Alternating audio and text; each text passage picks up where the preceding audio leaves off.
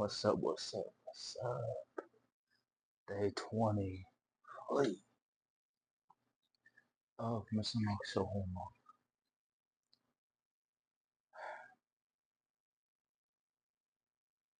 Well, almost there. This is really the command, ain't it? It's pretty quarter by the way, but still, avoiding 31 days straight. This for you guys. And this is coming to that. Not about this channel, but for the homework. What we discuss away from, or not that much far away. Excuse me, from it being over. And then we have to wait a whole new year.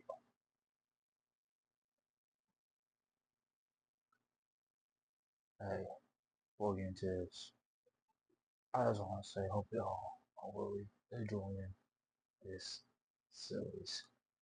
But we'll be checking out for day 23. We'll be checking out an animated horror film, horror story titled "Three Creepy True Horror Stories Anime." Links down in the description down below. For this video I know, for this original video I know. So you guys go subscribe to the channel and hit that like button on the video and on this video, and subscribe to this channel as well. Not only that, when you guys go on the channel on this video on their channel, tell them in the comments that Gospel Voice Mr. Mark Show send you a free creepy true horror stories. That was you know, forget anime story. We'll get into this now. I'm a young teenage girl, and this happened recently. I can still remember the image in my head, playing over and over again. I live in an apartment complex on the 3rd floor. I don't usually get visitors, and when I do, it's just my aunties and cousins coming over. On this particular day, I was lying on my bed, watching YouTube as usual. I don't have a phone anymore since it gave me a lot of trouble, and then stopped working permanently. Anyway, after watching YouTube, I got up to greet my stepdad as he came home from work. After greeting him, I went back to my room where my brothers were on their bunk bed. I shared a room with them, so I never had privacy of my own. As I was looking around, my brother suddenly said he heard knocking on the door. It was dark out, and I didn't believe him at first. Since I hadn't heard it, I shrugged it off.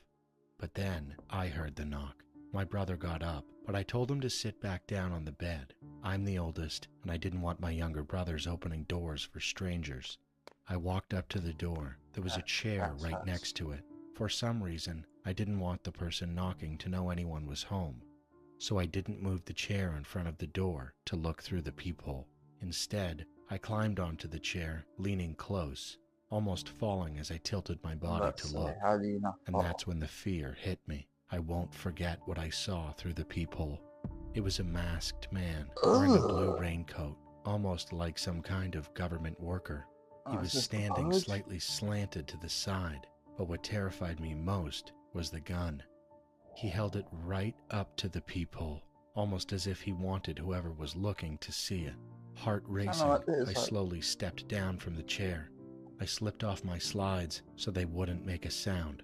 I turned to my brothers and gestured with my hand, shaping a gun, warning them to be silent. I quickly shut off all the lights and ran into my stepdad's room to tell him what I had just seen. What made it worse was that right before the man came, the electricity went out, and the internet too. That made it feel even scarier. My brothers ended up coming into my stepdad's room as well. We used the flashlight on his phone since the ceiling light in his room didn't work. The knocking continued. My stepdad wanted to check the peephole himself, but I wouldn't let him. I was too scared that even the slightest sound would give us away. We stayed in the room for over an hour. Eventually, it seemed like the man had left because we heard a little boy and his parents walking into their apartment on our floor. We could also hear kids playing downstairs on the first floor. That was when I finally called my mom and asked if we could go to my aunt's house without telling her what had happened. We left in a hurry. I never saw that man again, but the thought still terrifies me. What if I had let my brother open the door? True. I'm currently 28 years old, but this story happened when I was just 7, and I still remember it to this day. I used to go to a local park with some friends. We had been going there for almost 2 years, but over the last 5 months, we noticed something strange. Every single day, there was a short, fat, creepy old guy who would sit on a nearby bench. He'd just watch us and other kids for hours, with this unsettling grin on his face. We stupidly went there without any parents or guardians, since the park was close to our house and our parents trusted us.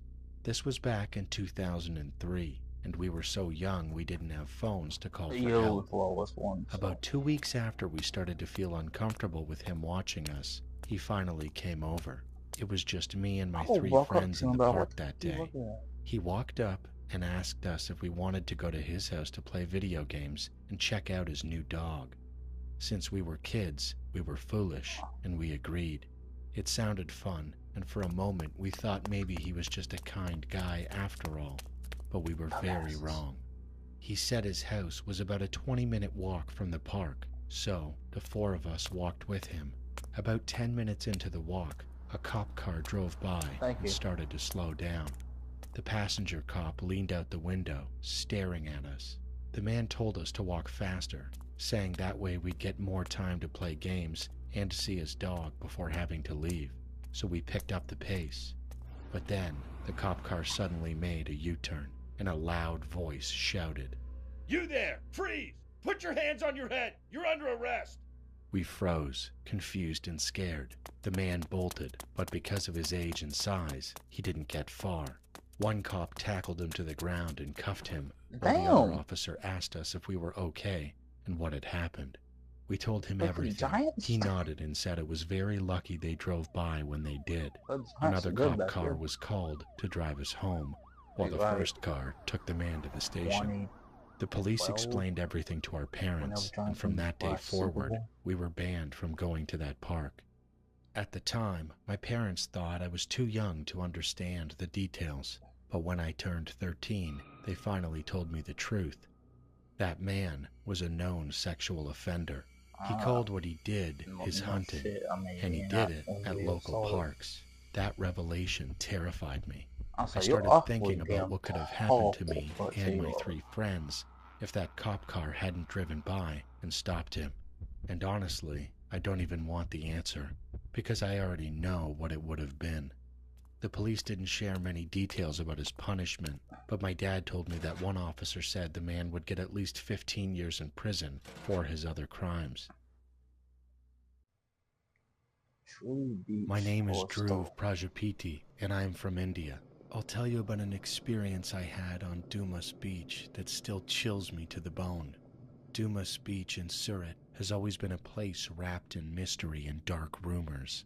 People say it's haunted, and over the years, countless stories have circulated about strange sounds, vanishing shadows, and eerie figures that wander the sands at night. As curious as I am, I never really believed in any of it until one night changed everything. It was a rare weekend night, and some friends and I decided to hang out on Dumas Beach after sunset. We'd heard the rumors, the tales of restless spirits, unexplained disappearances, and how people seemed to disappear into the mist along the shore. But we just laughed it off, convinced it was nothing but local folklore meant to keep people away after dark. As we walked along the beach, the only sounds were the waves crashing and our voices echoing strangely in the emptiness. Then, without warning, an icy gust of wind swept across the beach. It cut right through us, and we all felt the sudden chill. One of my friends even joked, "Maybe it's one of the ghosts." How you walking but like the that? laughter faded when we heard it, a whisper, faint and breathless, like someone was speaking just behind us. We stopped, our senses on high alert, and looked around. There was no one. The beach was empty. I brushed it off, figuring it was just the wind, but something felt wrong. I remember hearing that the beach was once a Hindu burial ground, and that maybe, just maybe, the souls of those buried Pretty here much hadn't everything yet is a found peace. burial ground. As we walked further, my flashlight started That's what it's gonna flickering, pass and too. a thick, eerie mist began to roll in. It was denser than What are you anything I'd standing ever on, seen. walking on, Just waving on, then, sitting on? one of my friends gasped be and grave pointed at the zones. ground. There, right in front of us, Oh, were what footprints, the fuck? Oh, hell no. appearing in the sand as though someone invisible was walking straight toward us. Our nerves got the better of us, and one of my friends whispered, "Let's get out of here." I didn't need to be told twice, but something, maybe my curiosity or something else, held me back for just a moment longer. I looked down at the footprints moving closer, step by step, almost as if they had intent. And then, for just a brief second, I saw it, a shadow-like figure, its hollow eyes staring directly at me.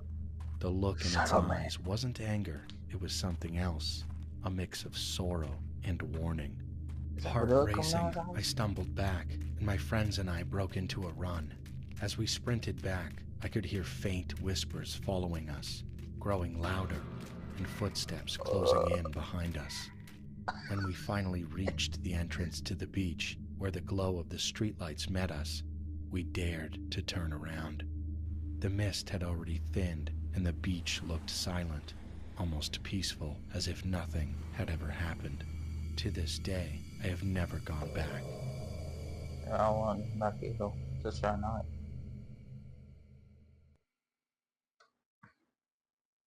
Anyways, that's the end of the video.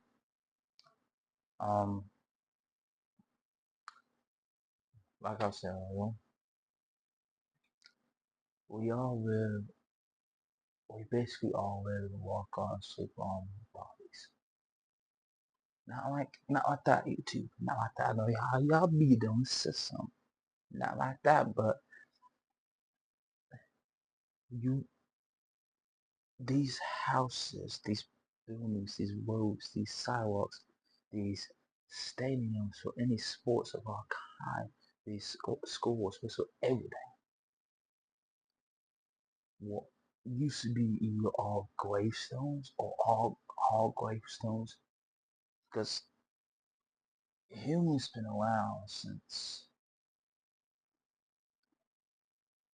I don't remember. I think it's like five, what it is, since the caveman. I was gonna say that since the cavemans. But basically, we all, whether we walk, sleep, on gravestones and live on.